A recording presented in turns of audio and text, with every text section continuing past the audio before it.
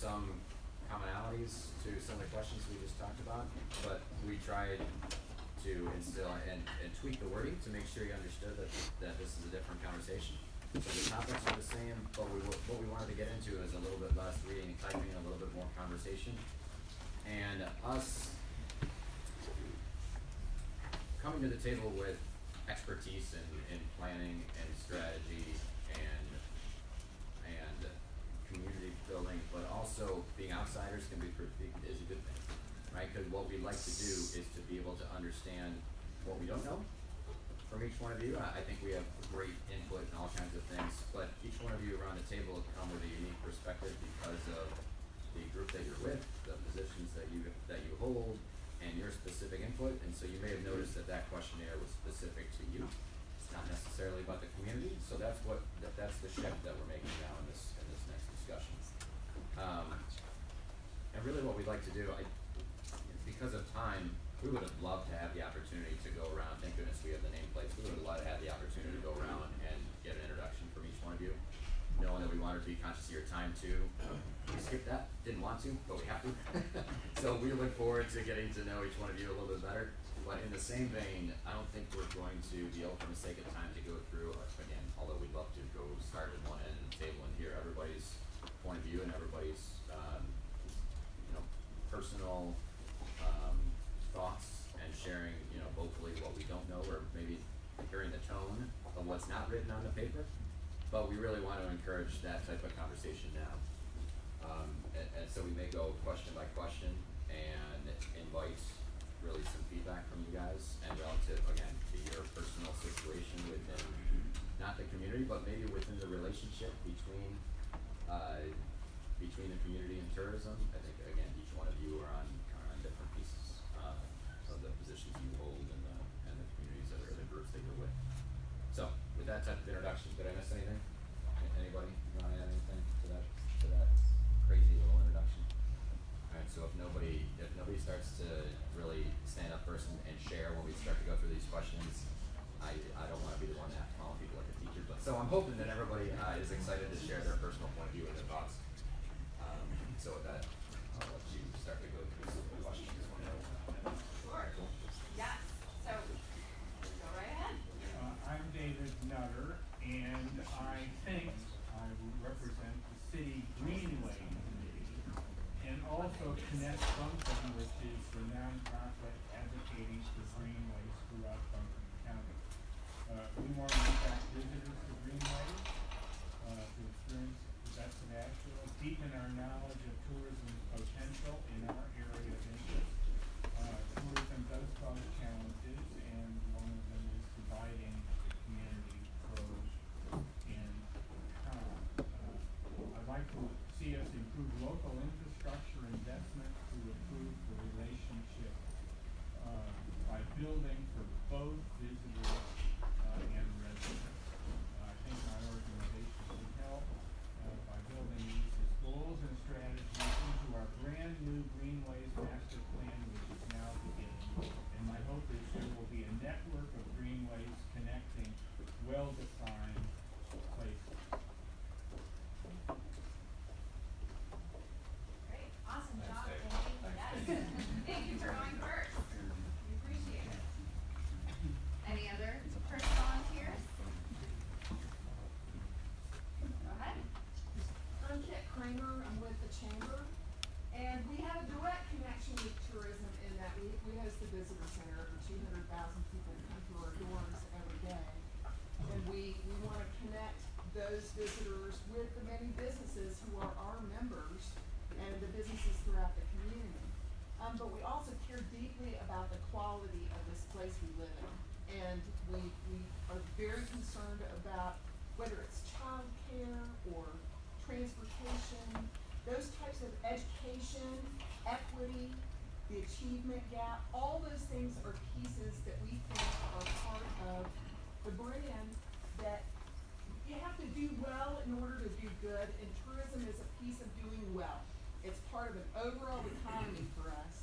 So while we advocate for tourism, as we do all aspects of business, it's not business at all costs. We want to make sure we have a great place to live.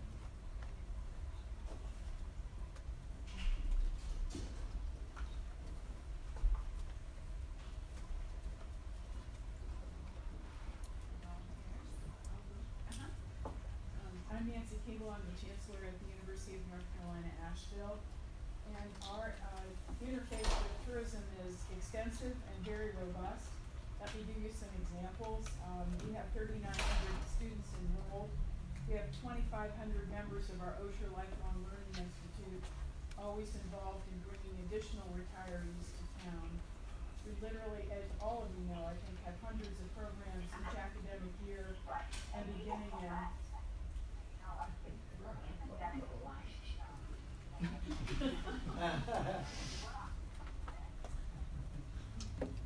beginning in the summer of 2020, we'll have between 70 and 80 conference events over the course of the summer season. We have a majority of about 3,000 of our students coming for admission purposes, sometimes with parents, sometimes on their own.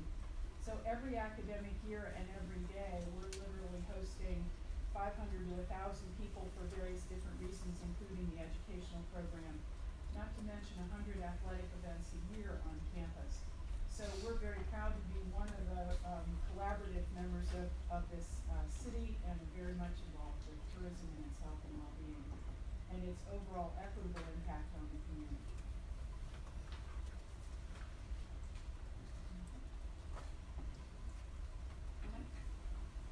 Hi, my name is Walter, and I'm a teacher. I teach at AV Tech in the Culinary Hospitality Education Department, and I just want to mention how, if you see in the comments, I get students from our community pursuing careers in hospitality, tourism, culinary, and I just want to say what a positive economic opportunity these jobs are. I just had a graduate, just graduated 2 weeks ago, out the door making $50,000 plus. So you hear one side, but I can tell you for a local economy that doesn't have a broad variety of industries per se, hospitality provides an excellent growth and career for youth in this community. I can go on for hours about how many graduates are married, have a house, successful because of tourism. And these are local kids in our community. So nothing's perfect, but this tourism is a positive element. And I work with these students every day for the past 21 years. And I've seen their success. And there are great paying careers in this working. I get, especially part-time, a bartender on a Tuesday night making $200 cash, a banquet captain at a hotel making $350 on a Friday night. I mean, to fit the schedules of our young people, the flexibility of trying to pay for college, trying to pay for cost of living, the tourism aspect is an important niche that helps support that. Otherwise, these economic opportunities just aren't there locally for a lot of young people, many of them with limited education or trying to work their way up. So I just want to mention that there is financial benefit here for the youth in our community. I've witnessed it for over 2 decades. The comments had quite a bit of comment about the wages, the local wages, and I appreciate the team being data-based in your approach. I'm going to pass around and give the team one copy of our local wages from the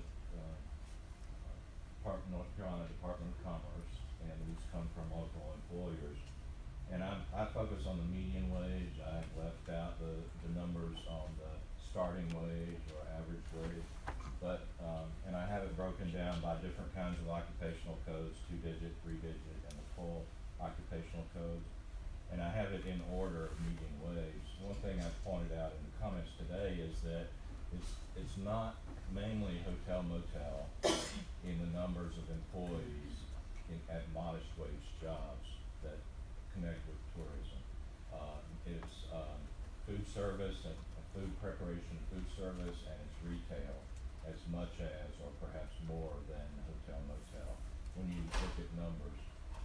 And yet, having said that, we have restaurant workers downtown, usually on the serving side, not the food prep side, who max out and are way above our income guidelines. And an example, Walter just cited, but I mean, we do have some restaurant servers that are making 60, 70, I think I've even heard $80,000 a year. So, oh, who am I with? I'm, Like, why do you have income guidelines? yeah.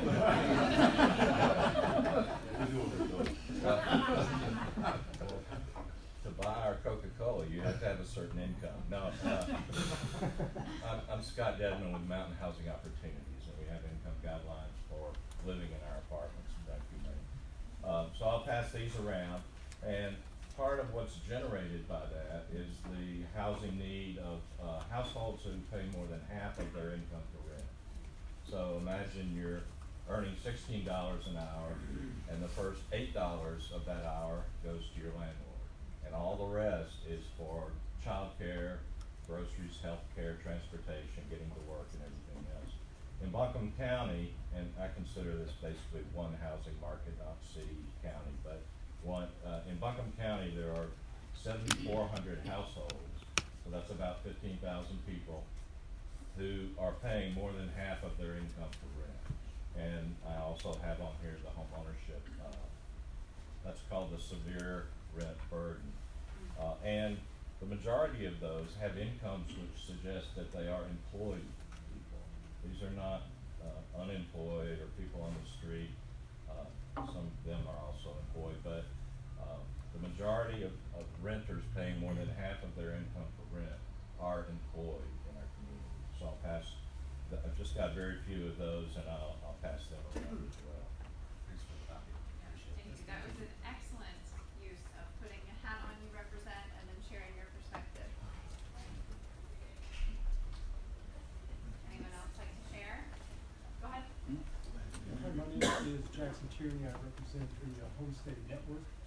We are 700 people within Asheville that have permits to rent out a room within their house for a tourist. The magic number in Asheville is 3, and that's the number of jobs and side hustles that you need to make ends meet. So doing a homestay is one of those side hustles. 72% of our memberships need that income to pay their mortgage.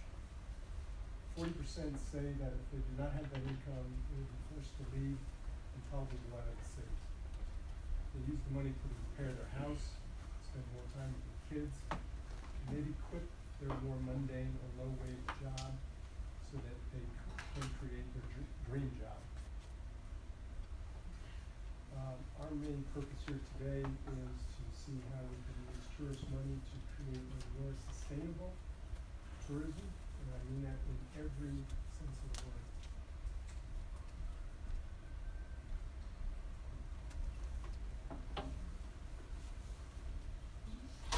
My name is Karen Rancho, I work with Public Interest Projects, and we have a number of businesses, or work with a number of businesses downtown. We own the Asheville,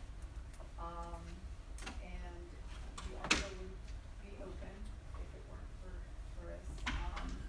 34% of the people who come to see shows drive 120 miles or more. So that allows us to have a business that brings national acts and people are excited about. We also, use the club. We have local showcases. Occasionally we can beg and plead and get a local opener. We do a lot of nonprofit fundraisers at our venue as well. We provide decent jobs. We had a big fight a couple of years ago with our beer pours, and we ended up working that thing out, which is a little difficult because of North Carolina law, to do tip sharing all along the chain of service. It required us to pay our bartenders minimum wage, but it allowed us to share the tips with your staff as well. So our staff makes, the majority of our staff make our hourly staff make 18 to 25 an hour. And then we also have a lot of full-time, which we consider 30 hours or more, and they get health insurance and other benefits. So, we couldn't do that just with Asheville folks. We also depend on Asheville being a great place to visit because a lot of the bands that come love Asheville.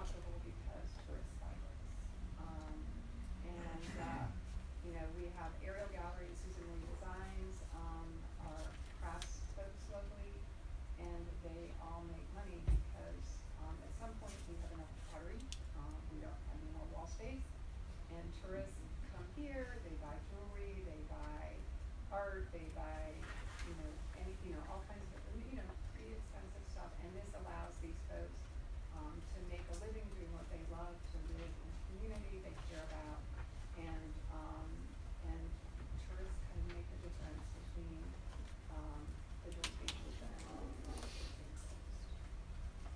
that's not saying that, tourism is an unalloyed benefit. I think there's now, I think one of the issues I see is that we turn, because we have such competition for limited resources, whether we be parking, room on the sidewalk, that kind of thing, that we have pitted, as it came up a number of times, our visitors with our locals. I would love for us to find a way to make Asheville a great place to live so that we can be happy about welcoming visitors, that we can be proud of the community that we live in and excited to share all the great things that we have in Asheville, because it's a beautiful place. And when I am in right mind and walking down the sidewalk and seeing all these happy people with their wallets out and, looking at our architecture and listening to the music, the buskers on the sidewalk and coming out of a restaurant, just very excited about their experience. It's like, wow, I live in a great place. Look at all these happy people. This is wonderful, and I would love to see more of that.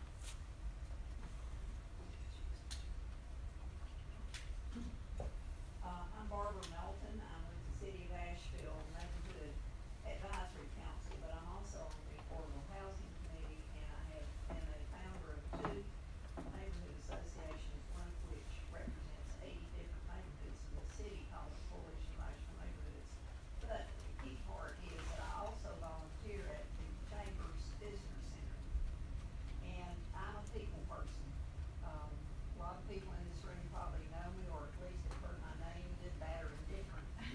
But, it's very interesting to talk to people from Europe and from China and from Australia and from all over the world who have heard of Asheville, couldn't wait to get here, and can't wait to get back once they leave. But it's also very interesting to hear their perspective, and if you don't have a line out the door, people like to talk. And we're very open to that, and it's interesting to listen to their perspective of how our quality of life, what they see that's happening here, that's happening in their own city or country. It's amazing that the problems are not unique to us, I'm sorry to say. It's pretty much worldwide and really popular places to visit. And I also interface with neighborhoods and neighborhood people. I think everybody in Asheville's got my phone number.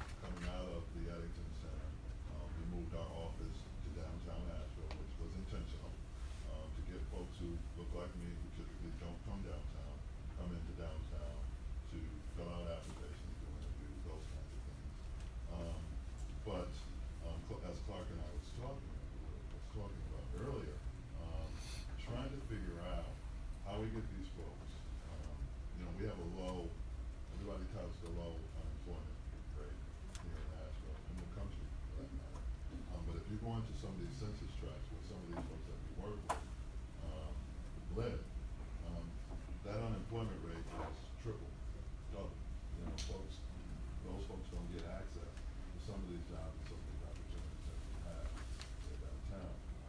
I have a brother who lives in Greensboro, and I have a brother who lives in DC. Each time they come to visit me, come to my office downtown, they see no brown people. They see no brown people, so people think that doesn't exist. I'm also the board chair for the Almanac. It's also another reason, my executive director here, that we're really, we're pushing for activities that are coming out of there. And we're really excited about the dollars that we've gotten from TDA, to increase foot traffic, not only of shore, folks coming from out of town, but also local people of color who live here coming into downtown, feeling safe, feeling okay about coming into downtown. We've partnered with the Downtown Association and great opportunities in terms of having some of our folks who are coming through our training program, working on the breakdown crews of downtown after 5 and those kinds of things. So every opportunity that we've been able to take advantage of about getting people not only that are local here, that were born and raised here, coming from communities that have somewhat been excluded from all of this stuff, trying to at least get them back into downtown and stay and visualize them often. Also trying to leverage those opportunities to build networks and build inroads to folks getting into some of those jobs that pay better wages, that can help to increase their household income so that they can afford to buy a house. I'm also with Mosaic Realty up in West Philippines. And just joined the board with Scott over at MHO, but trying to connect all of those dots because they're all connected. They're all connected. Your income, your housing, transit. I'm not in that realm, but I know it's a problem. And so, how do we figure out how all of this connects? How do we connect the dots? And instead of working in silos and our different efforts, trying to synergistically connect them so that not only does the folks who live here have, great experience to take advantage of all the but also populations that we typically won't market to. I mean, there are a lot of wealthy black folks that don't live here that would love to come to the mountains because they spend a lot of time in the city. So, anyway. Hi, my name's Andrew Fletcher, and I know we all wearing 3 hustles, right? Another few hats. So I'm a professional with Jazz Music, and I work for Legion, Bus Legion. And my third hustle is whatever kind of day labor kind of thing I can do. It's not sold pianos because I was smart enough to buy a truck and anything like that I can do. But during the day, I am pleased to volunteer and work on multiple city boards and commissions. I'm here. My official hat here is the Public Space Management Committee of the Downtown Commission, of which I am chair. I probably came to that position because a few years ago I was very active in the busking advocacy and was able to successfully sort of broker a deal between the buskers and the city for a new and more sustainable relationship, which is ongoing. But all the things I do, like usually the dollars I make have come from the tourist pocket first. I recognize this fact. But I also am negatively influenced on the other side. So I'm a renter. I might be one of the only renters that are at this table right now. And if you have seen, if you own a house, your net worth has gone up in the past 20 years. If you have rented and have been locked out of buying a house because of multiple things, I came of age during the recession, you have had a very different experience of this economy. Here's an interesting fact right here. And this was, I think, 2 years ago. This is from the City of Asheville document. Median earnings for residents with a bachelor's degree. United States, $50,000 a year. North Carolina, $45,000 a year. City of Asheville, anybody want to guess? 33. Why do you want to come here if you have a bachelor's degree? It's for the quality of life that is eroded by over-tourism. And it's for the people like us in this room that are here. But people are going to stop showing up. if they can't build what they want to build here, when it's not just income inequality that they experience, but opportunity inequality, that is going to kill the goose that laid the golden egg. I said that first when I was advocating for bus routes, and I'm saying that again now, because if we don't start thinking about not just building tourism as an industry, but using tourism to build the next great successful industry in our city, I think that if we don't start doing that, we're going to be stuck at making almost less than 2/3 of the median wage for bachelor's degrees. We're not going to get that number higher for skilled workers if the only economic activity we are investing in is tourism. And I would love to see the tourism economy start to really think outside of the box about how can you start building business that will bring in business travelers, right? Checks that box. And asking about how can we grow the next great economic success here? Because tourism left a lot of people behind, and we need to bring those people up. And I don't think that we're going to do it unless we start building the next big economy. So, any ideas?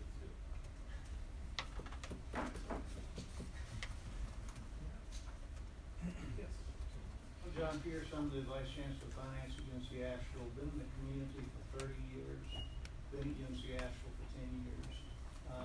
This is a great opportunity for UNC Asheville. We're in the middle of our master plan.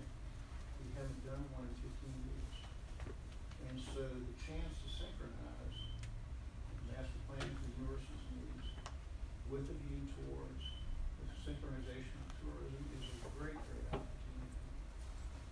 On a more specific thing about sports, our athletic director was one of the founding members of the Sports Commission.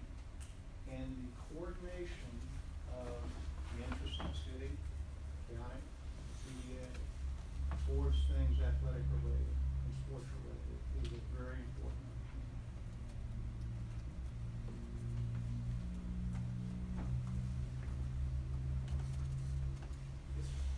Slightly different perspective. I'm here as my name's Al Ruth, and the mayor of the town of Weaverville. We have historically been a place of no growth. I like to say it's because wood pins between us and Asheville, so if nobody wants to go to wood pins, they don't go to Weaverville. I don't think anyone wood pins here today, so I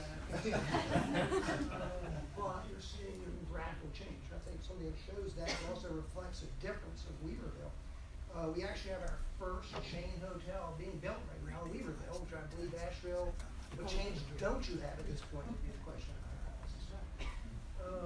We are seeing, it is a community, an area, the north, county north. Historically very non-diverse, very almost hostile, if you will, and looking toward Asheville and world in general. But this is I'm not for re-election this year. But that's all changing rapidly. In fact, that first hotel is being built as part of the change that's going on. Basically, I think we succeeded in building every square inch south of Asheville. You can't build anything down there. Asheville's getting there. So the growth is naturally coming north. So for us, I see this conversation, this organization, as an opportunity for something we know is going to happen to try to do it right. So that you do bring in new communities to the north. Mountain Housing has done two very successful developments, one inside Weaverville, one a little north, two different systems. It's very successful, I think, in reaching out to folks in rural poverty who are also relatively invisible, but are badly we certainly have an economy up there that's not healthy at all. Therefore, any industry comes in be very valuable. I think it makes perfect sense when one thinks about tourism in the north. And essentially, the advantage we have for certain kind of tourists is we're right there in the mountains. We go right outside of Weaverville, you're in the mountains, or Bridge Parkway, whatever. So that we've had different presentations last year or two about bicycling community as well as the hiking community. In perfect sense for that part of the world. So I see this as much an opportunity to work with folks in Asheville, other areas, as to how we can, more integrate ourselves into, the needs of the, but also frankly learn from you folks, so that we make less mistakes that we actually made something for the first time, so, I think we're hoping to take as well as to give.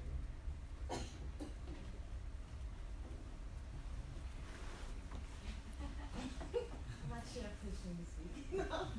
I am the one a little, I wear a lot of hats. I represent a lot of different things, but I'm here as a representative of the YMI today, as the executive director, and YMI is a tourism agency. We do have a major focus on tourism. We do, especially now, over the last few months and the opening of the doors and getting programming and different things that into the YMI exhibitions and things like that. So tourism is a big part of what we do and being able to accommodate that. But the major part is the local community. We are the oldest African American institution and almost in the nation, but definitely cultural center in the nation, but definitely here in this region. So our work is real diverse and it's specific to Black people, so I get to wear that hat and be able to be real intentional with what we do. I've really been trying to figure out how to bring us into the fold of tourism. It is a big thing. It's super important. I'm 4 generations here in Asheville, so I get the dynamic. I watched the transition over my lifetime. My father watched it over his lifetime, so it's like I understand that it's a major part of our economy. But how do we tie the people who have historically been marginalized out of that to it? What does that look like? Is that business development? Is that mentoring with the different agencies that's involved in this arena? Where's the educational access to bring people who are just marginalized out of this into the fold so that they understand how to tap into this market? What are the partnerships? This is so many questions when it comes to actually bringing people who have not had access to this booming and very fruitful market to the table. And how do we work together? So I have a lot of, for me it's more questions and how to connect and how to bring us into the fold. The YMI is an institution. So bringing the agency, the institution into the fold is one thing versus the people that we represent and we're mission driven to help and elevate. So it's how do we connect those two? We have art exhibitions, so people come through our doors to go to the gallery, to host events, to do, so that side of things is the easier part. It's the hard work and how do you find the success and the connections to really do that hard work that needs to be done. It's a large market of people that is not able to access, who do not have a great experience downtown, who come downtown and they don't have that experience that our tourists have, and they natives and they live here, and they might work at McDonald's, but they sewing into this economy as well, or they might work at lower paying jobs, but they're still sewing into this economy as well, but they don't have access to that great feeling, that smile, that great feeling that our tourists have access to. So how do we bring that to the locals that's here year round, that's not temporary? How do we bring the wealth building, because I love what you said about ownership, the wealth building components to the locals. Everything's so geared towards bringing in more tourism, incentivize this, incentivize that, bringing businesses, bringing this. How do we incentivize our locals and our local people that's here year round to really build? How do we tilt the market just a little bit to be more inclusive of the people that's here year round? And what does that look like? And are we really thinking about that? Or is it just that the dollars that come in from tourism, regardless of the impact on the local community that's here year round? And that's been my struggle. So that's why I'm here, like, trying to figure these things out, like, who do I need to connect to? How do I bring these things together to really start moving out specifically And I'm intentional with my words, the black community forward, because if you look at the statistics, you can't deny it. You can't deny that a segment of our community has been left behind. And how do we work together, cause we all care. You can't say, you know what I'm saying, I don't believe that anybody don't care about the numbers. How do we tilt that, how do we change that? And so that's why I'm here, and I look forward to talking with a lot of y'all know me, so. I look forward to continuing conversations and trying to figure out some of the answers to these questions.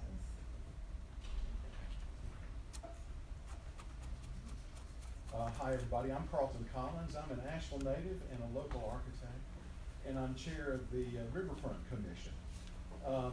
As a commission, our real role is to advise council. That's what any commission does, and our purview is over about 13 miles of riverway. Did y'all know that we had that many miles of riverway around our area? You think everywhere from Woodfin to Otine to Hominy Creek, which is at the other side of Carrier Park, going west.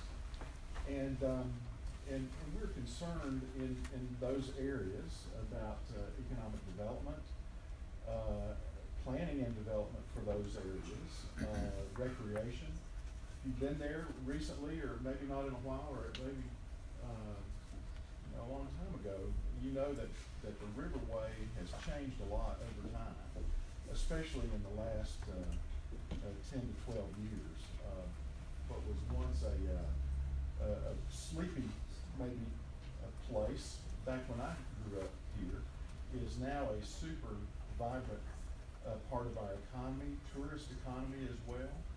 And as you know, as the riverway continues to develop over time, there's great opportunity there for adding to the spice, so to speak, of what we have currently in the RAD tip and in the RAD and in other places. But that brings with it a set of concerns too. We're really concerned about how do you manage that development and still maintain the authenticity of the place. And the Riverway area is very, very unique.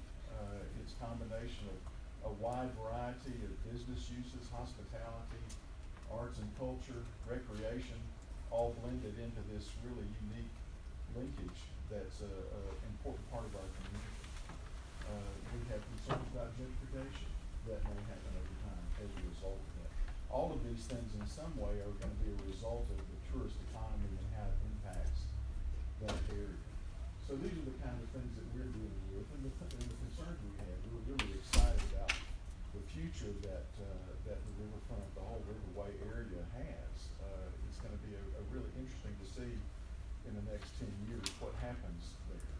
But I think we have to really manage all that very carefully, try to find a both-and approach to how we grow positively but still maintain authenticity at the same time. Thanks. Thanks, Carl. Good. Just as a time check, I took advantage of seeing that one person had to leave early. But I know that we have time for one or two more, and then we're going to leave ourselves. We know that everybody wants to be able to leave around noon because that's what we promised you. We have about 10 minutes or so to be able to talk about next steps, so we're going to make sure we have time to just let you guys know kind of what our next steps are. So if you don't mind, we knew that we wouldn't give the chance to everybody to talk, so we're super happy that you guys could fill out what you did on those, and we're going to take all those as you leave. So one or two more, and then we'll move on. Okay. Hi, I'm Kevin Frazier. I'm an Asheville native. I am the executive director of Western Carolina University's programs in Asheville down in Brooklyn Park. I also own two local businesses.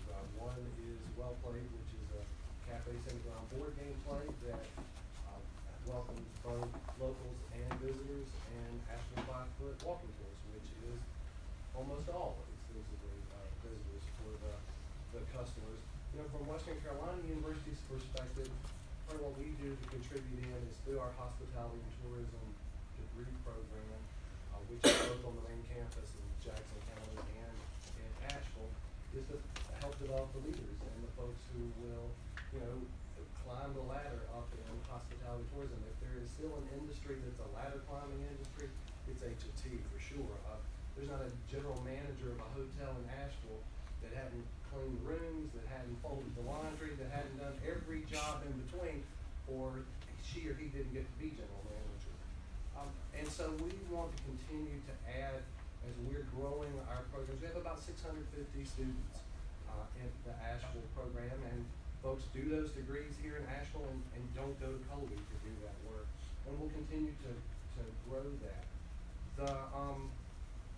I think my concern, and why I was glad to be part of this, is I think that we have gotten our narrative on a hook about tourism.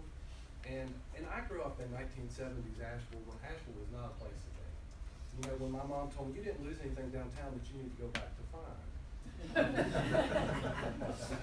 you didn't go. And so for me, when I'm on a Wednesday night and it's shoulder to shoulder downtown, that's success to me.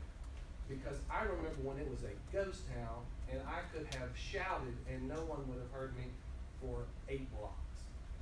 And so tourism has been the fuel that led to Asheville being one of the most successful stories in city revitalization in the entire country.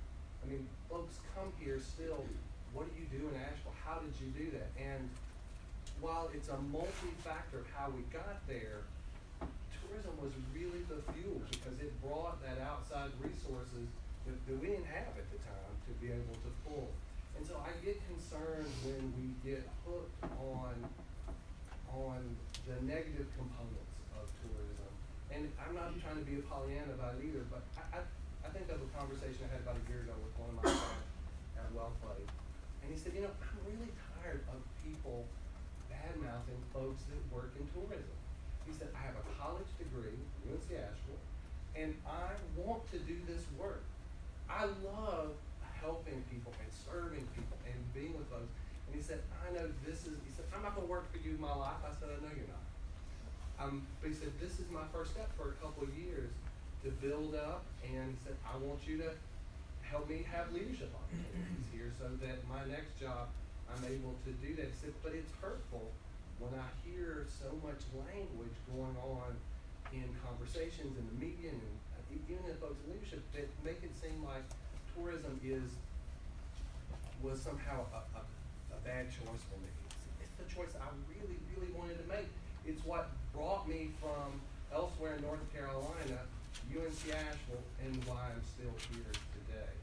And so I think there are great opportunities for us to change that narrative, to reframe it. I think we're using some really outmoded data and thinking on it, but how do we then move to those bigger pictures? You know, it's funny to have some of the conversation today. I think about every conversation I'm at in town lately is about the Dogwood Trust. The Dogwood Trust is if it's the second coming of Christ. And they somehow believe that it will be the cure-all for everything. And $55 to $75 million ain't gonna hurt, right, to be put. But I also go back to the Tourism and Development Fund, which will still be the second biggest fund to go from. And when you look at those things that Stephanie went through over the past nearly 20 years, those are huge game changers in our community. I mean, when I think about just the array of soccer fields that we've built out of that money, just alone, but not to mention all the many, many other great things. And that's where I would hope when we move forward with this, we could easily take $6 or $7 million a year and it gets spread around very thinly around, or there are opportunities to continue to do huge game-changing things that everybody in Asheville gets to benefit from, and that we wouldn't be able to do without having those kind of singular sources of big money to move in the future. So I'm glad that I appreciate the CVB pulling all of this together, because I mean, every day you open Citizen Times, this is the hook that everything's still hung on right now, and we got to get off that hook and move forward. I'm Esther Manheimer. I'm the mayor of Asheville, and there are so many things to say about this whole process we're going through, this whole topic, this whole issue for our community. I moved here in 1988 when there's really no doubt about it. It seemed like a lot of fun coming from Washington DC, and it is our community is wonderful. I love this community, but I want to acknowledge the conversation around equity that's grown in our community, and I want to thank everyone who's continued to talk about it until it's gaining traction, so that we're having now a conversation in this room about it. So I don't want to diminish that. I think that's one of the most important pieces of this conversation. Sitting in my seat, having passed the city's budget last night, though, I will say, just from a nuts and bolts standpoint, I know our city manager Deborah here.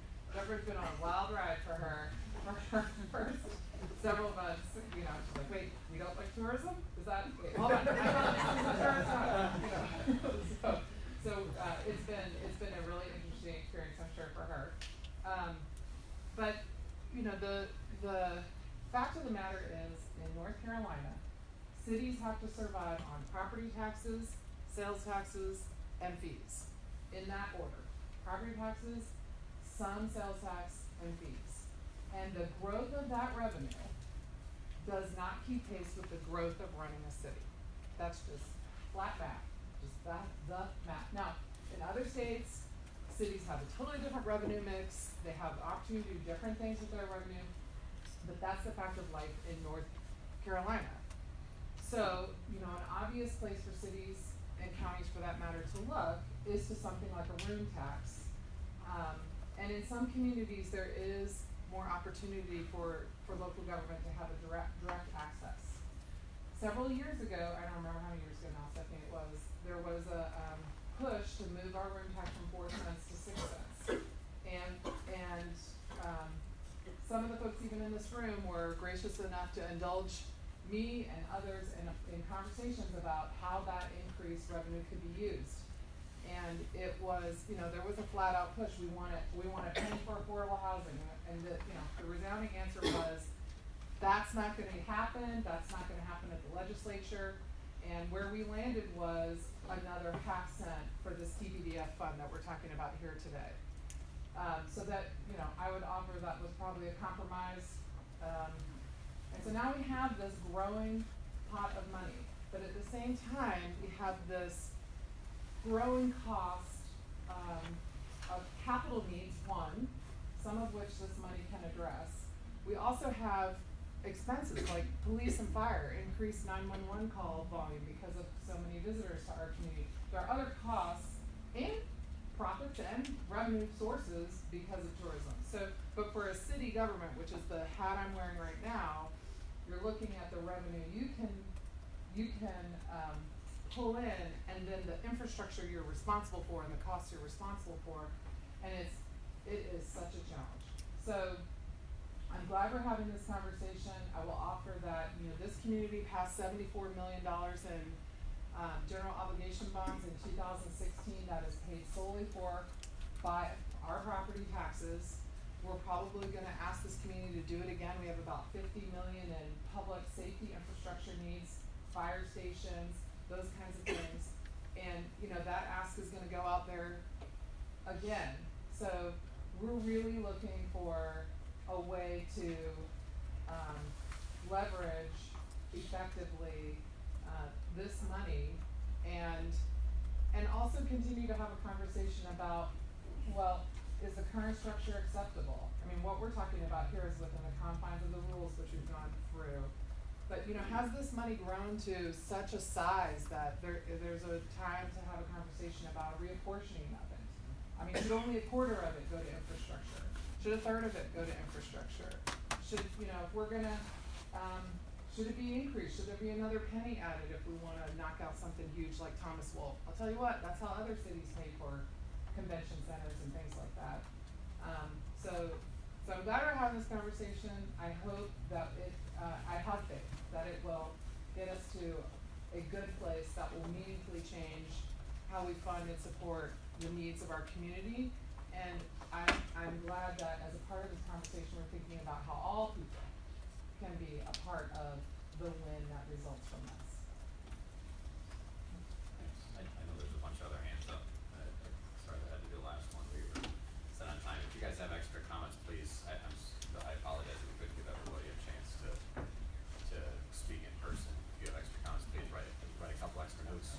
When will there be public comment? Surveys that you got. When will we have public comment to the TDA available? If not at this meeting, then when will that occur? And will it occur during a weekday when working class people have to take the day off work to be here? Or will it occur in an evening where we can be heard?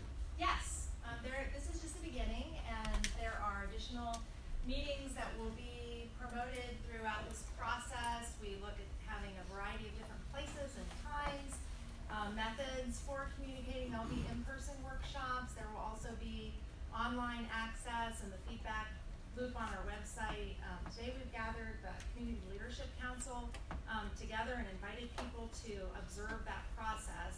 But like I said before, it's just the beginning, and there are lots of different ways to participate. So in respect to the time of the group that's assembled today, we've been here a long, long time, and we're going to wrap up this meeting.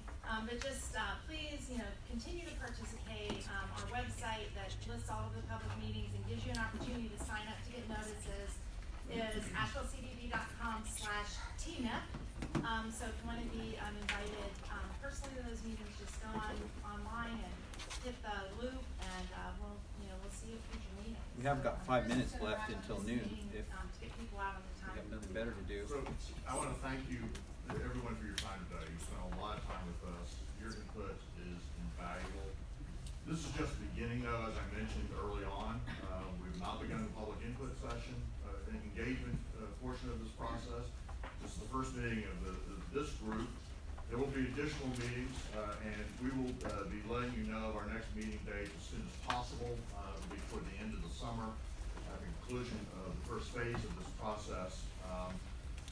And it'll be an opportunity to provide additional feedback. It also will be beginning that public engagement process, so you will certainly be apprised of what we're doing there as well. We want your input on how to best do that also. One of the key things we wanted to leave you with today is that it's not about the who, it's about the what. And we want to try and address the challenges that have in part been enumerated today, as well as continue to take advantage of opportunities out there. We all are deeply proud of this place, and warts and all, we want to see it improve. This is a process about trying to find the best path forward to be able to do that. So you're a big part of that, and again, I thank you, and again, thank you for your significant